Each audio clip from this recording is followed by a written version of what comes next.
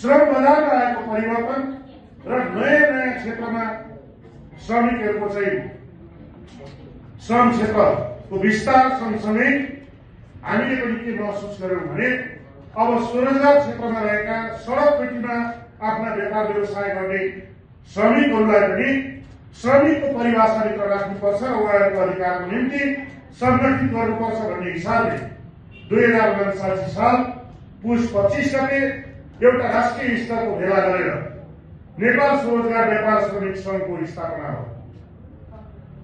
हामीले स्वरोजगार क्षेत्रमा रहेका सडक पेटीमा काम गर्ने श्रमिकहरूलाई मात्रै संगठनको कुरा गरेनौं, संगठित गर्ने कुरा गरेनौं, त्यससँग सम्बद्ध रहेका विभिन्न प्रकृतिका चाहे त्यो कलाडी सङ्कलनका कुराहरू होस्, चाहे सडकमा व्यापार गर्ने विषयका कुराहरू होस्, चाहे घुमन्ते फिरन्ते रूपमा चाहिँ व्यापार व्यवसाय गर्ने कुराहरू होस्, यी सबै क्षेत्रमा रहेका श्रमिकहरूलाई संगठित गर्नुपर्छ र उनीहरूको आर्थिक समृद्धिको कुरालाई बढावा दिनुपर्छ। उहाँहरूले आफ्नो केही लगानी गरेर बजारमा लगेर आफ्नो सामान बिक्री गरिसकेपछि त्यसबाट प्राप्त भएको मुनाफा, त्यसबाट प्राप्त भएको प्रतिफलबाट आफ्नो चाहिँ आर्थिक समृद्धि गर्न पाउने कुरालाई चाहिँ कानुनी रूपले संरक्षित गर्नुपर्छ भन्ने हिसाबले जीफडले यो सबै क्षेत्रमा रहेका श्रमिकहरूलाई संगठित गर्दै अगाडि बढ्ने काम अगाडि बढायो।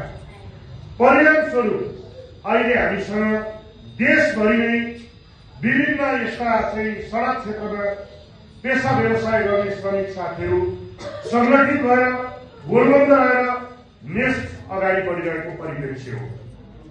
यो कुरा तपाईलाई लाग्न सक्छ नेपालमा मात्रै सडक व्यवसायहरू छन् त, सडक व्यापारीहरू छन्।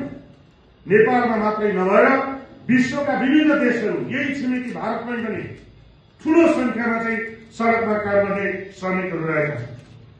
भारतले सन् 2014 मा एउटा कानुनै बनाएर त्यहाँ स्टेट भेन्डर्सहरूको चाहिँ राइट्सको निम्ति, उनीहरूको प्रोटेक्सनको निम्ति एउटा छुट्टै एक कानुन जारी गरेर त्यहाँ चाहिँ सडक क्षेत्रमा काम गर्ने श्रमिकहरूलाई संरक्षण गर्ने काम गर्दै आएको छ। अघि साथीहरू चर्चा गर्नुभयो, अन्य विभिन्न मुलुकहरू, चाहे तपाईँ थाइल्यान्डमा हेर्नुहोस्, विभिन्न अरू चाहिँ अफ्रिकी देशहरूमा हेर्नुहोस्, ब्राजिलमै पनि तपाईँ चाहिँ हेर्न सक्नुहुन्छ। त्यहाँ पनि व्यवस्थित रूपमा चाहिँ सडकमा काम गर्नेहरूले आफ्नो पेसा व्यवसाय गर्दै आएको छ। यो कुनै नौलो चिज होइन, तर नेपालमा सडक व्यवसायमा, सडक व्यापारमा काम गर्ने श्रमिकहरूलाई उहाँहरूलाई अधिकार सम्पन्न ढङ्गबाट कानुनी हिसाबले संरक्षण गर्दै व्यवस्थित हिसाबले चाहिँ यो पेसालाई अगाडि बढाउनुपर्छ भनेर हामीले आवाज उठाइरहँदा यहाँ केही शासकहरूलाई यस्तो लाग्न थालेको छ। यो गलत खालका चाहिँ प्रश्रय दिने काममा ट्रेब्युनलहरू लाग्यो, चिटफन्डले यसमा उचाल्यो भनेर पनि हामीलाई आरोप लागिरहेको छ।